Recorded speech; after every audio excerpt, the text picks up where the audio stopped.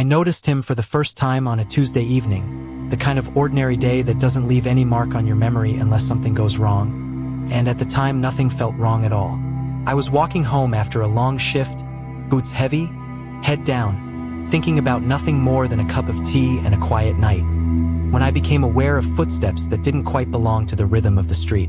They weren't rushed, they weren't slow, just steady, always the same distance behind me. I stopped to light a cigarette and the footsteps stopped too. I told myself it was coincidence.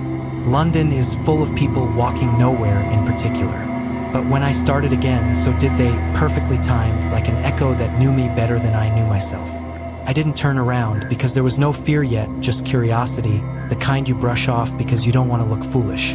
The next day it happened again. Different street, different time, same steps, same distance. This time I caught a glimpse of him in a shop window.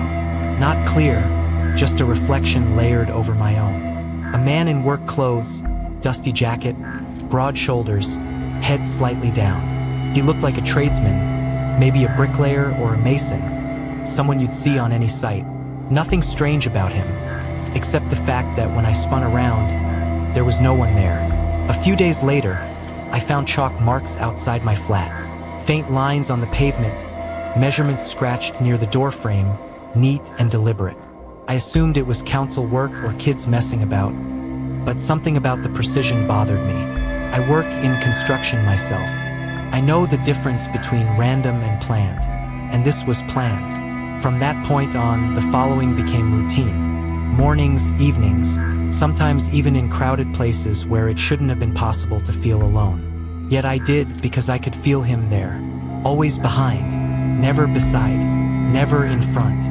Mates at work laughed it off when I mentioned. It said I was stressed, overworked, seeing patterns where there were none. But they hadn't seen the things I had.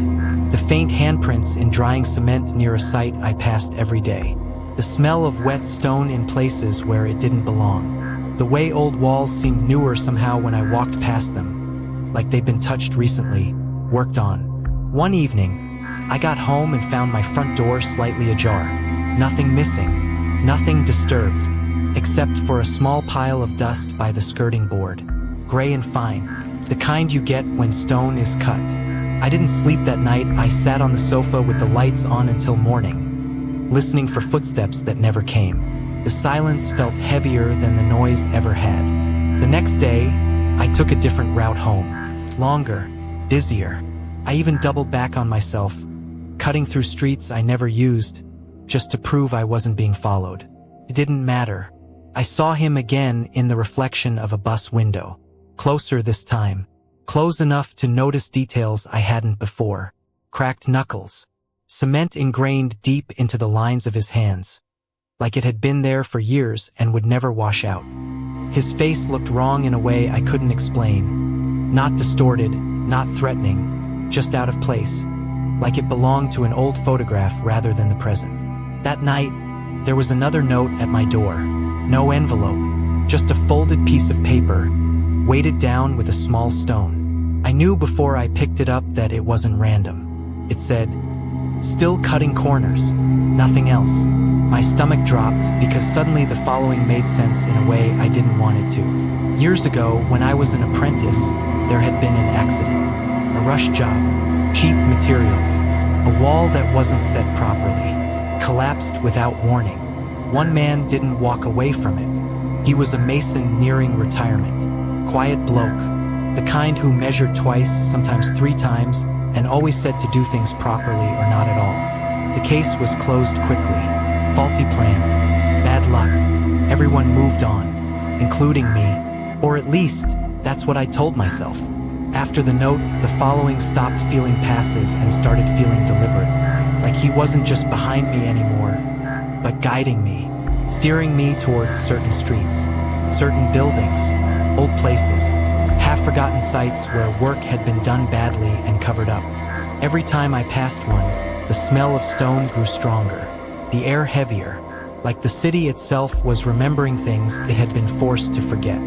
One evening, instead of resisting the feeling, I followed her. I let it guide me through side streets and forgotten alleys until it led me to a derelict building wrapped in rusted scaffolding. I recognized it instantly, even though I hadn't seen it in years. It was the sight of the collapse. I stepped inside and felt the temperature change. Not cold, just still, like the building was holding its breath. My torch beam caught fresh markings on the walls. Measurements, plumb lines, notes scratched directly into the stone, careful and precise. Then I saw him properly for the first time. Not a reflection, not a shadow. A man standing in the middle of the room, solid and unmoving. Dusty jacket, broad shoulders, calm eyes, no anger in his face. Just disappointment. He didn't speak. He didn't need to. The message was clear. This wasn't about fear. It was about balance. About work left unfinished. About corners cut and lives affected. When I blinked, he was gone. The air felt lighter somehow, like something heavy had finally been set down. Since that night, I haven't been followed in the same way. But sometimes, when I walk past a poorly built wall or see a rush job on a site, I feel that familiar presence just behind me. Not a threat, a reminder. As long as I do things properly, measure twice, set the stone true, and don't take shortcuts, he stays exactly where he is. One step behind. Watching, waiting, making sure nothing else collapses the way